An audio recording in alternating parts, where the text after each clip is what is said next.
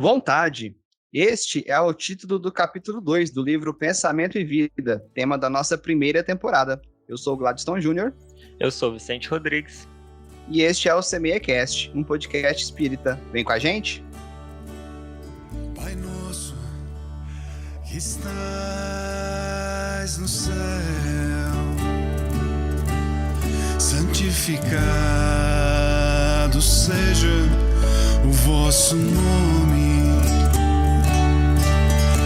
Venha a nós o vosso reino, seja feita a vossa vontade, assim na terra como no céu.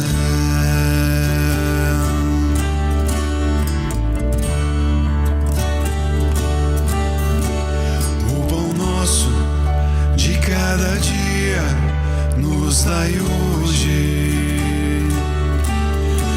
Perdoai nossas ofensas, assim como nós perdoamos quem nos tem ofendido. E não nos deixeis cair em tentação, mas livrai-nos de todo mal.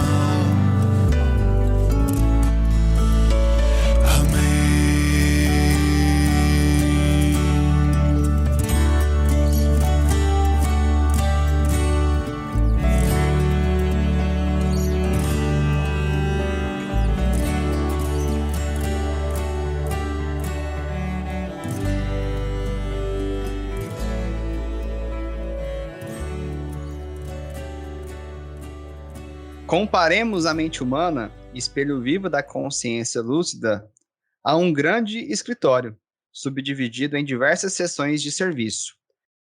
Aí possuímos o departamento do desejo, em que operam os propósitos e as aspirações, acalentando o estímulo ao trabalho. O departamento da inteligência, dilatando os patrimônios da evolução e da cultura. O departamento da imaginação, amealhando as riquezas do ideal e da sensibilidade. O departamento da memória, arquivando as súmulas da experiência, e outros ainda que definem os investimentos da alma. Acima de todos eles, porém, surge o gabinete da vontade. Porém, antes de falarmos da vontade, Vicente, fale sobre esse texto, esses parágrafos que eu acabei de ler aqui, sobre esses departamentos nos quais o Emmanuel se refere como se fossem subdivididos, aliás, como se fossem seções de um escritório. É isso aí, Glaucio. Aqui ele fala justamente disso, né? Ele já divide aqui como se fosse um grande escritório, né? Dividido em serviços. Por quê?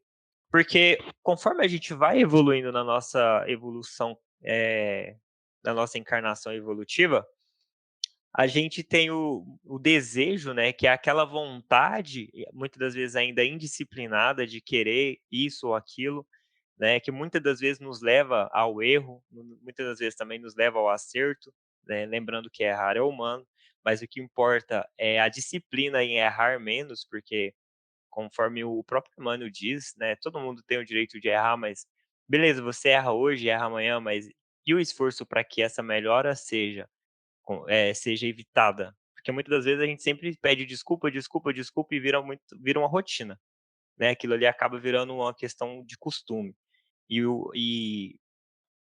Acaba não mais sendo uma disciplina para com você. Quando você vê, você já caiu naquele costumazo ali.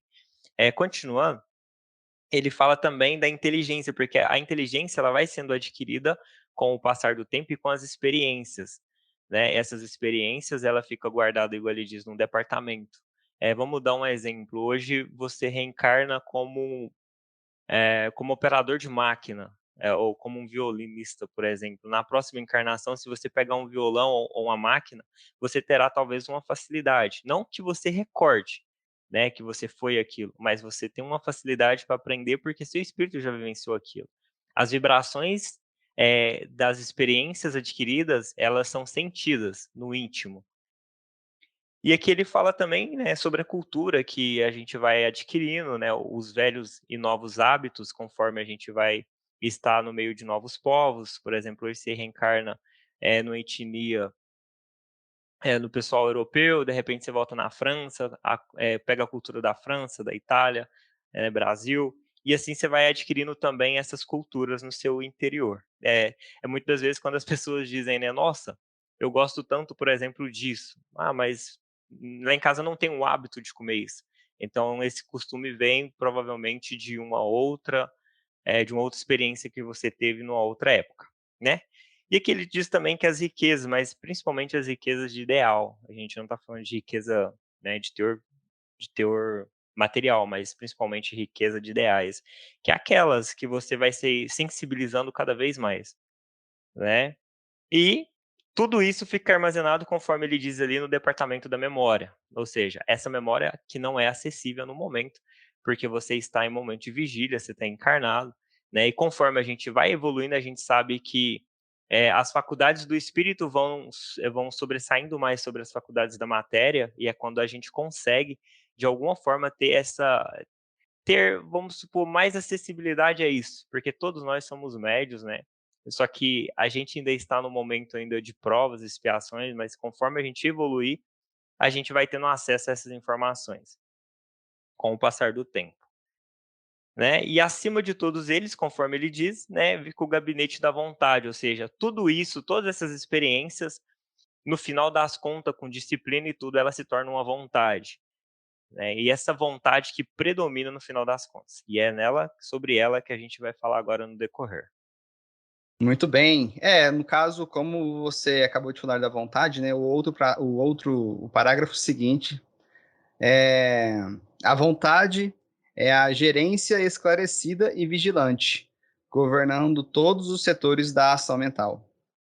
Conforme você disse ali, Júnior, então tudo isso se desenvolve na gerência, né, da vontade, porque a vontade, no final das contas, é o primordial, né? É a vontade com a força de vontade, tipo, empenhado ali em, por exemplo, mudança, em querer fazer alguma coisa, em dedicação e maturidade espiritual que você consegue fazer com que você melhore, que você consiga realizar suas ações ali, através desse esforço e dessa vontade, que é adquirida conforme as experiências anteriores que a gente citou no contexto anterior da leitura aqui do parágrafo 2. Muito bem. Dando continuidade, a divina providência concedeu-a por areola luminosa à razão, depois da laboriosa e multimilenária viagem do ser pelas províncias obscuras do instinto. É isso daí, Júnior. Aqui ele fala justamente sobre isso, porque quando a gente foi criado, a gente falou isso no capítulo anterior, a gente foi criado e a gente tinha, né, como a gente saiu do reino animal, a gente tinha instinto.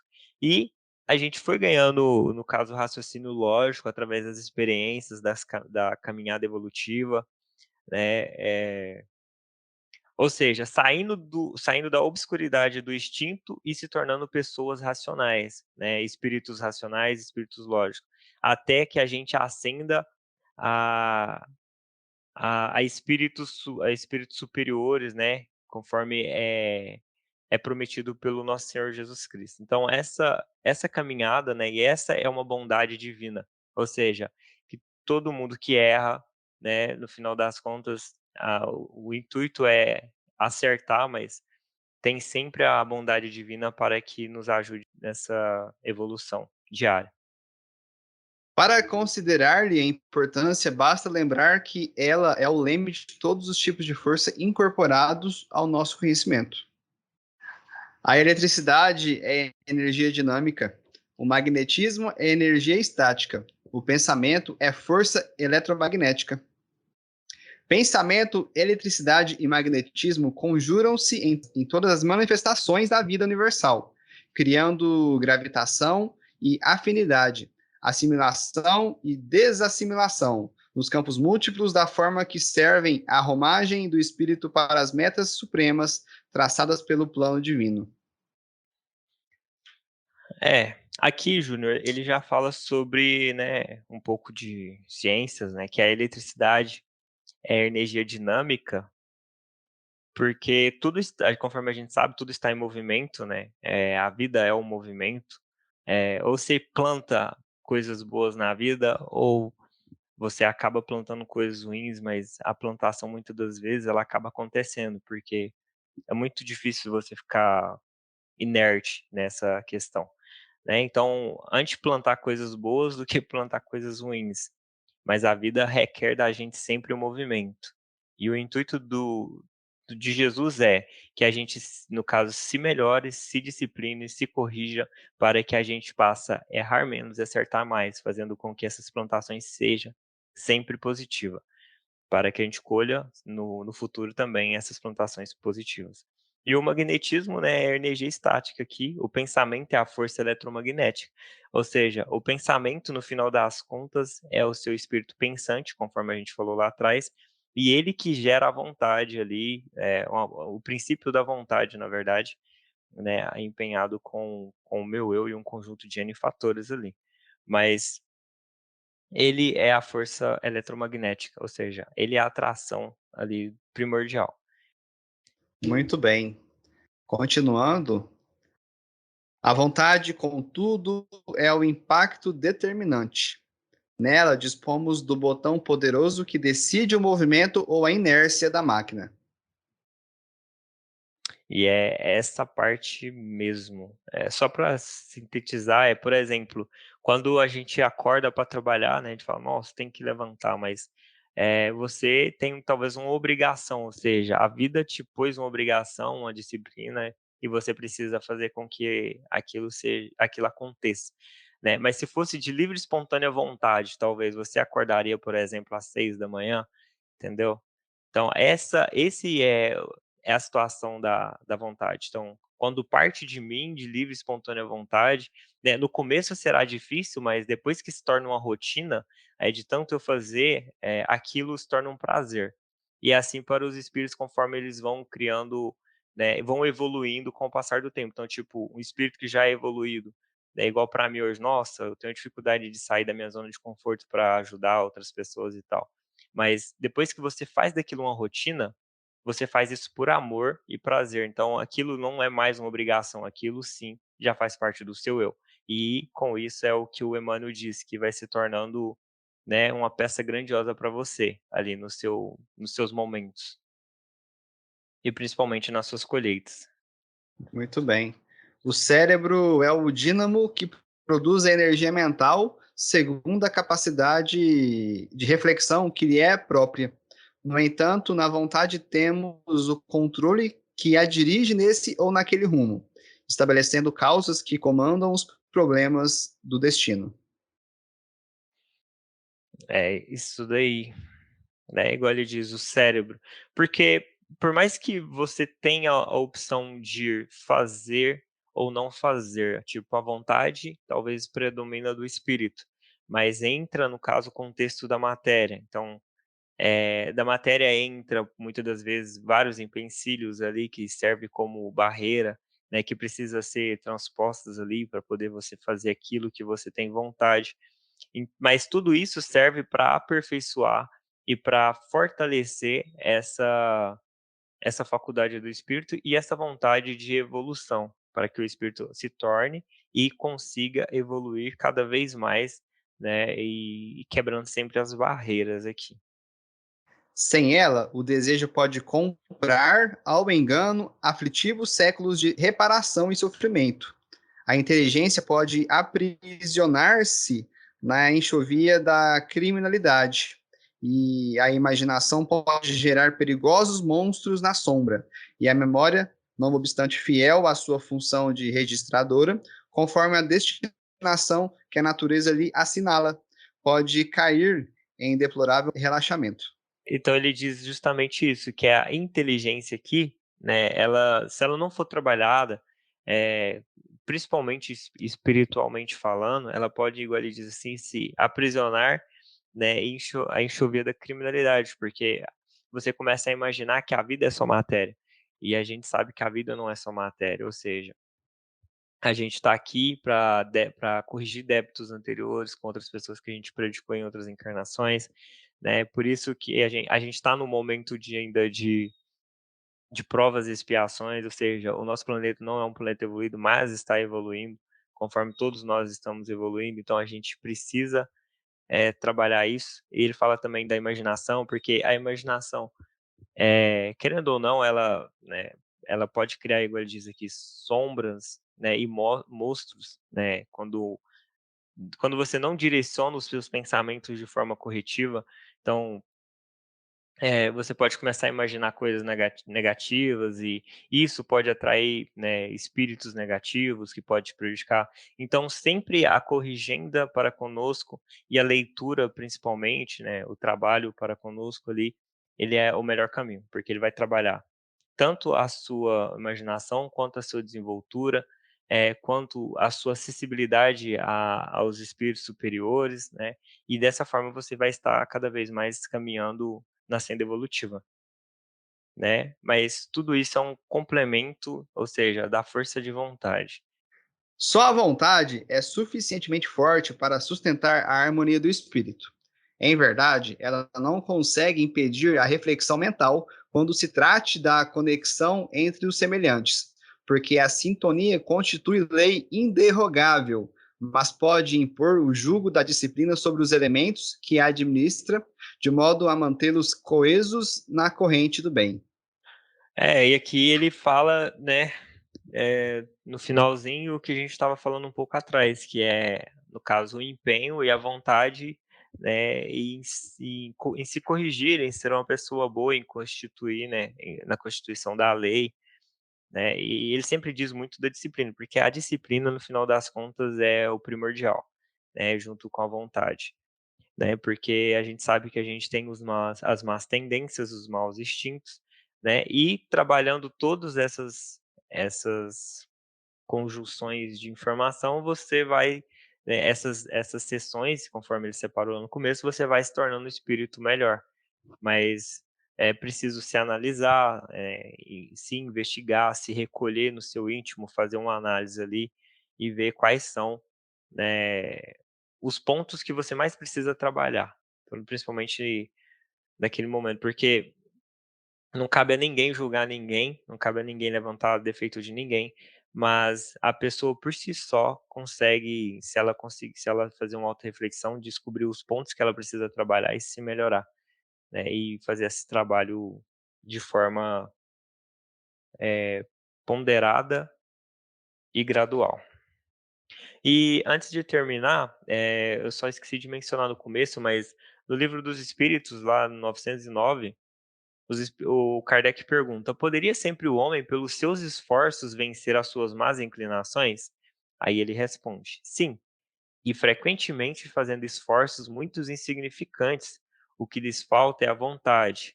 Ah, quão poucos dentre vós fazem esforço, né? Então, ainda dentro da vontade, ele diz ali que os nossos esforços, que na verdade são poucos. Então, quando a gente está ali, por exemplo, sofrendo ou numa circunstância um pouco complexa, a gente roga a vontade de Deus, roga por Deus, né? E esse esforço, ele é ouvido.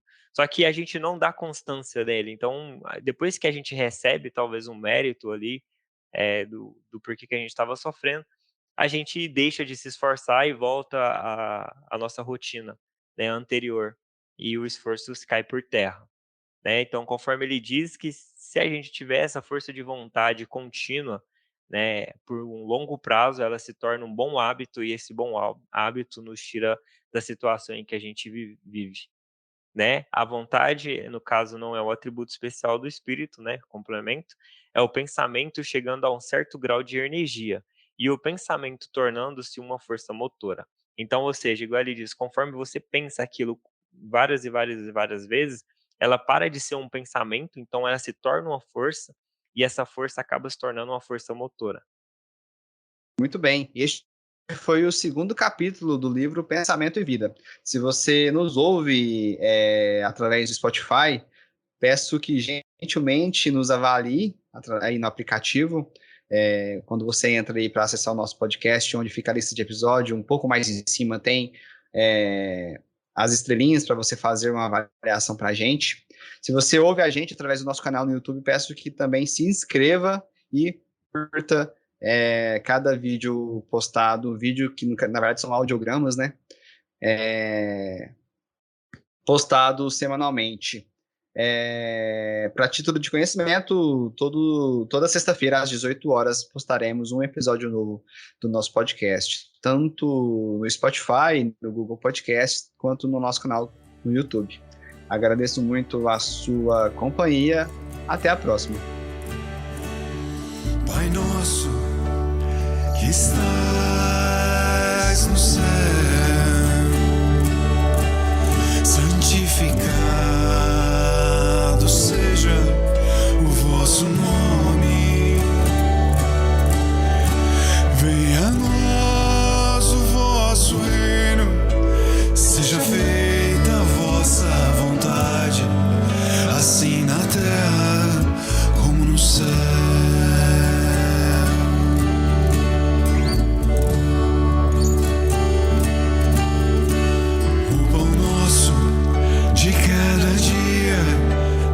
Dai hoje, perdoai nossas ofensas, assim